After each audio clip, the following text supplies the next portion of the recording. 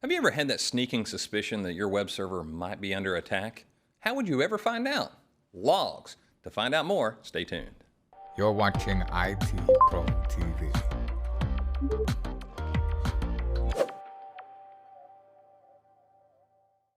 I know you stuck around for everyone's favorite topic, logging and log management and using SIEMs.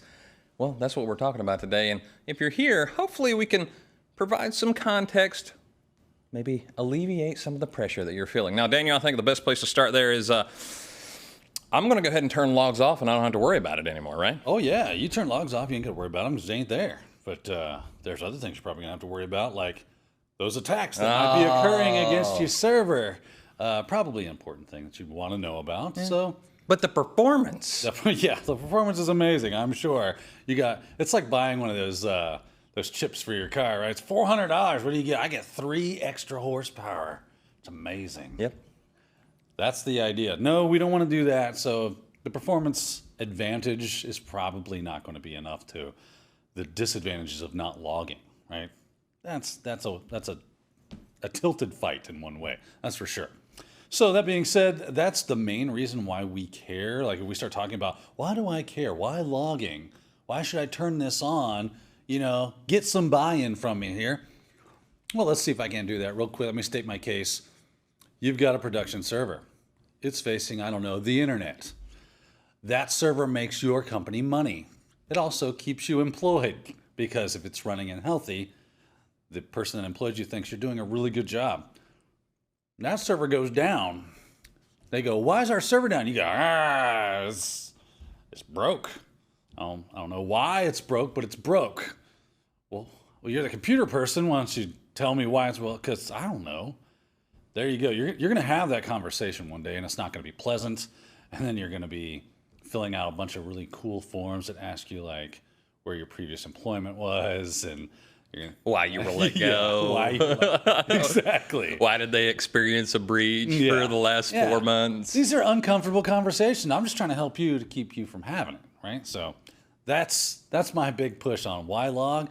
All those devils are in those details inside of those log files. So if we're not collecting them, we're not going to have any insights to what's going on, how our systems are being attacked, how can we secure and mitigate and prevent for future. What's the landscape looking like? How are people coming at our company? That's going to be in these logs. So we want to make sure. And then, of course, if a breach does occur, again, devil's in the details right there. Who was it? When did it happen? What did they attack? What were they able to gain access to? What did they do with those objects once they accessed them? All that's inside of logging. So hopefully you're getting the idea of why loggings are important, can be a mundane part of our jobs, but when it's that rather have it and not need it than need it and not have it kind of mentality when it comes to logging. And even though I jest at the beginning of the show, logging is very important even from I'm from a developer standpoint. We're horrible about logs, that's hard. However, there was a recent time where I was trying to debug an issue in a web application and I happened upon some log entries that I was like, hey, someone's trying to do some directory fuzzing. Ooh. And I was like, or traversal attacks. Traversal attacks. So I reported. I didn't mean to find that, but I just so happened that it was there. If I hadn't have been logging, though, I'd have just been like... You would have never known. I would have never known. So it is important. It'll save you a lot of headache. It helps with debugging. There's a multitude of reasons of logging. Now, performance is one of the arguments against. It's not usually that big. A weak one. It's a weak one. The other one that I've encountered is people are like, well, it's hard to set up. Like it's hard.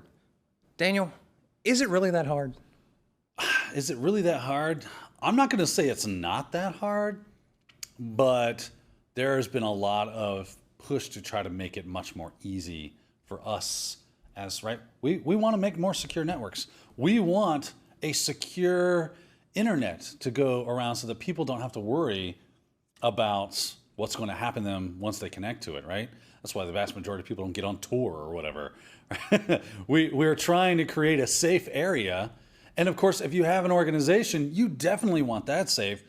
So most applications that you install will have some sort of logging functionality, and it will be auto done by default. But every now and then you'll have to enable that logging. Maybe it's something that's built into the system and it's kind of a one-off, or Maybe everybody doesn't want that, but some people do. So we're just going to default to off and let you opt into that security. That does happen. Windows is a prime example for this. If you work on kind of Windows systems, it does a lot of logging by default, but there's a lot of logging that it doesn't do that you would have to go in and enable. One of my favorites is like file and directory auditing. When does somebody access this, and when was it? What they do? That kind of stuff. Was there a change made? That's something you have to enable. If we jump into this Windows system that I have here, I had this 2012 server laying around. I figured it was better than building something new just for this one demonstration or whatever. What I had to do was go into the group policy editing area. And if you look, it's right over here, just so you can kind of follow my logic. Under computer configuration, you drop into security settings, local policies, audit policy. Right over here, we have quite a few different policies that we can enable, like account logon events. That might be something we want to do. Account management, directory service access, logon events, again, right? But I've enabled audit object access. Once I've done that, now I can go to the files and folders that I wish to actually audit, set that up, and then we'll be ready to start catching those events as they occur. If you zoom out, I'll show you what that looks like very quickly. Here's just a text file I have. If you right click, go to properties, hit the security tab, and then go to the advanced button. You get this window. And in this window, I think it's called the advanced security settings. Hit the auditing tab, and right here is where I've set my policy to enable the auditing here. And it's for, as you can see, all domain users and any access that includes read or execute. So if I read the file or I execute this file, it's going to catch that in the logs. So to see that, I've gone ahead and just like pre-gamed for us so that we don't have to, basically I've opened the file, I made a change, I saved the change, whatever. If I go into the event viewer, and you can find that through the various and sundry ways depending on your version, basically you just do a search in Windows for event viewer, pops right up, and this is what you see.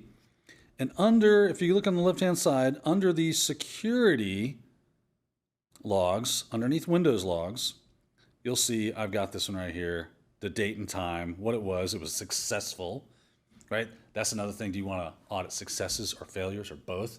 Both can be very telling in something that's occurring, so a lot of times that's what you will see. And if we scroll down just a little bit, we see here that this was a security log and that this is what happened at Access Notepad exe. Look down here and a little more information about it, when it was logged, task category, we've got event IDs, things that you might want to need if you want to make a more filtered search for these types of things. But that event occurred, and let's go to the next one in the, I think it was this one, another security log. One of them I think will actually tell me, hey, this was the, that was Explorer, but it'll actually show you the log or the file that was accessed, when it was accessed. All that information is going to be right here. So if I didn't enable that type of logging, I would have never caught that. And this could be a very important, maybe like a system file or a part of a very security specific kind of thing, top secret kind of document that we don't want everybody to take a look at. And here's Justin. He's having a great old time waltzing around our environment, and he finds this file, he tries to access it. I would then know that he's kicking his feet around somewhere that he probably shouldn't be. We can go have a conversation. And I think that's, you know, the key point, maybe some configuration files, maybe some, like you said, privacy information, those type things. You need to keep a lock on those because, like, you may not think much about configuration, but sometimes they hold passwords, URLs, links, still things you don't want everybody to have access to. And if they do gain access, you want to know about them. Now, I'm not much of a Windows user. I tend to be on the Linux side. Agree to agree. Is it the exact same process? We're just in a different GUI, or is it a small difference for enable logging? Yeah, there's a bit of a difference here. Well, logging is enabled by the system by default. It has some logging that it does out of the gate, right? But if you install an application, sometimes it'll have logging as well. Let's jump over into a Linux machine and take a look at what logging is occurring here. We'll use production here. So we got prod1. Hey, prod1, how you doing? And if you waltz your way over to var/log, you'll see there's quite a few log files that are happening here, right? So we see we've got Apache 2. What's that? Well, Apache is a web service. I've installed an application. Guess what? It is default logging to this area. I didn't have to set that up. That was something that was enabled by default once I installed Apache. It did that. Okay. Now I can change some of those things in configurations. So if I wanted to redirect this to somewhere else, maybe I want the web service to be able to access those logs. And because var log can be a controlled area that you need permissions to access, maybe I want to be redirecting those log files somewhere else, but that's fine. We also have these important ones here like auth.log, right? So if I'll tail auth.log, which will show me the last few entries in it. And I see that, oh, here's a session closed by this user. Here's a session that was opened by this user, which is root because it's probably doing something very important. And we're seeing this, all these information here. We see stuff from, here's an authentication failure. That might be something I want to take a look at. Why was there an authentication failure? Especially if I feel like the system is running strangely or we've noticed some odd activity. I want to go in there, I want to start looking for failures. Maybe something like what Justin was talking about. If we go back, or if we go into the Apache logs and we see access.log right here, well, let's tail that. I would love to. Tail access.log. There's nothing in there. I haven't really touched it today. Maybe log.1. Maybe that's got some information. There's some information. And you're seeing posts to CGI bin process, again, from where, here's the IP that accessed it, date and time that it occurred. Here is the user agent that connected, or at least what it said it was. And it was a Firefox browser, that kind of stuff. I'm getting good information here. So you're starting to see why this can become important. If I start seeing, it's looking for CGI bin / dot period, dot A, dot AA, dot AAA, dot AAAA. Oh, well, I have an attack going on now because they're trying to fuzz out what directories exist in this system for my web service. So that can be really helpful for me to aggregate those logs, go in here, maybe do some creative grepping to try to figure out who is attacking me, where they're attacking from, get that information. Daniel, you actually brought up an interesting point. I was just thinking, every time I open up like a web service log or something that I know a lot of activity is going on, whether it's legitimate or not, there's like that mild moment of panic, right? I go, I have no idea what I'm looking for because they're very regularly formatted typically, but there's just a lot of them, right? Yeah. To get anything meaningful, we could use grep, but there's other ways to analyze log files, right? Yeah, there's other ways to analyze log files. You can use, there will be just like third-party applications that you can use. SIEMs are great. We're going to talk about those in just a second. So don't think this is the only way to do this. It is a typical way to do this, right? And it's a skill set you probably need to learn how to do. But like Justin kind of points out, it's not the only game in town. Other thing I want to talk about is the logs themselves. What happens if the logs become corrupted, right? Through any kind of means. Either an attacker has breached the system and has deleted them, or maybe the system wigged out and like corrupted that specific file. It's gone. What do I do? Well, a really good, what do we say, best practice that you need to get into is making multiple points of failure. So if this file gets destroyed, it's gone. But if I was making a copy of this file as it was being made, well, now I've got 2 copies. And if this file gets destroyed, that's fine. I've got a copy over here. Syslogging can help you out with that. I've set up syslog here. I'll show you what that file looks like. I'm using rsyslog. Let me clear the screen. And I will just cat / I'll nano it. Nano / etsy / since I'm using rsyslog.conf. This is where I set this up. This is the configuration file for rsyslog. And down in here, I just had to go and create this entry right here. So it's saying star. So anything, send that to this server, which is 10.10.10.133 on this port 514. So now when a log is generated, it gets pushed over to that syslog server. So I have it here as well as there. Multiple points of failure, which is actually my Kali Linux box. And if I ls/var/log, you should see, look, syslog, but you'll also see prod1 somewhere. It's I'm sure it's rolling around. Where are you, prod 1? Up about 3 entries. LMNOP. There it is. Bing. So if I CD into prod 1, because I'm not in that directory, let's go there. cd/var/log/prod1. Helpful. You'll see there are good log files for me to be able to sift through. It wasn't just on that machine itself. So syslog can be a very helpful thing. Also have to set up the syslog server, right, to accept from that. Very similar vernacular when you see it on this side in the same file, rsyslog.conf.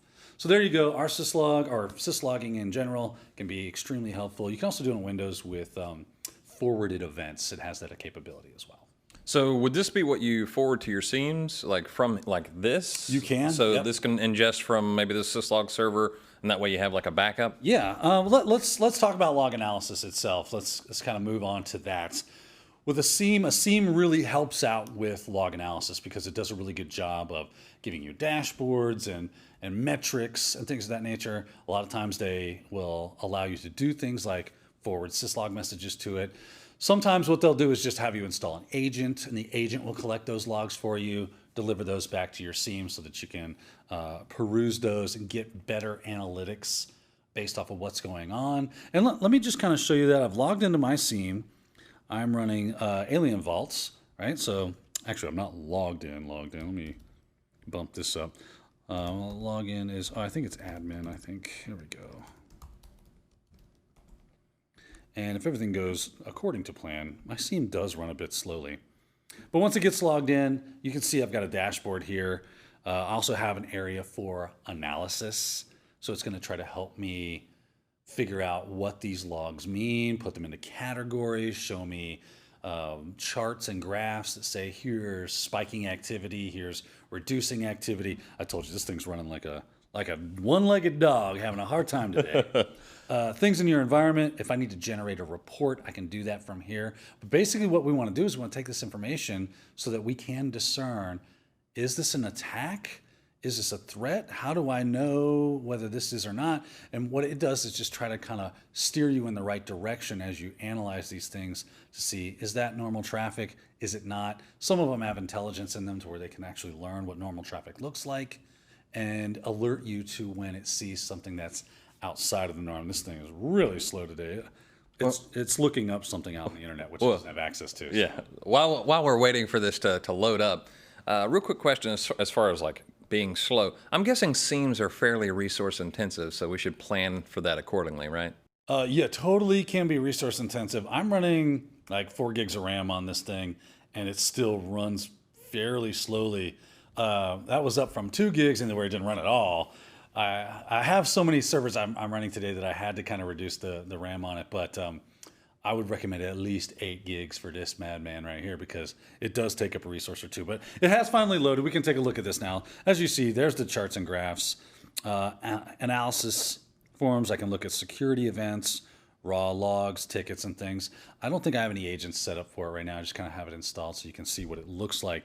But it does give you a really nice environment to be able to look through here. Look, you can do net flow, traffic capture, availability detection. It has a lot of functionality. That's why a lot of people, it is a bear to get these things up. Like you start talking about getting logs set up being difficult. That is a cakewalk compared to having to deal with SIEMs. But once you get them installed, once you get them tuned up, and they're running, it's like an SR-71 Blackbird, right? It's a big old mess on the ground. Leaks oil. It's horrible. Nothing. It rattles. It shakes. Nothing's. But once you get that sucker flying at Mach 3, right? Everything tightens up, and it's a streamlined beast, and it's really, really nice. So that's what you see with a SIEM. I highly recommend you messing around with them so that you can take a look at those logs, see what's going on there, see if you can analyze that data, and verify and detect any kind of attack that might be occurring in your system so that you can better defend. And I'll be honest with you, Daniel, there's been several times that something like this would have been way nicer than me going, all right, let me grab for that username. Oh yeah, there they are. They're doing some crazy. Yeah. Hey, by the way, your machine's infected with malware because you are like. I want to check that out. You're just hammering at that, right? Yeah. Now, logs, SIEMs, it didn't seem that sexy, right? But it's incredibly important. Though we jest about it early on in the show, I take pains now to set up logging as much as possible. more logs, the better. And it'll just save you some strife, headache, and it'll be glorious time. So, but what ends up playing out? How do these come to fruition? Well, the only way you're going to find out is to stay tuned. But for now, we're going to go ahead and get out of here. So signing off for IT Pro TV, I've been your host, Justin Denison. I'm Daniel Lowry. And we'll see you next time. Thank you for watching IT Pro TV.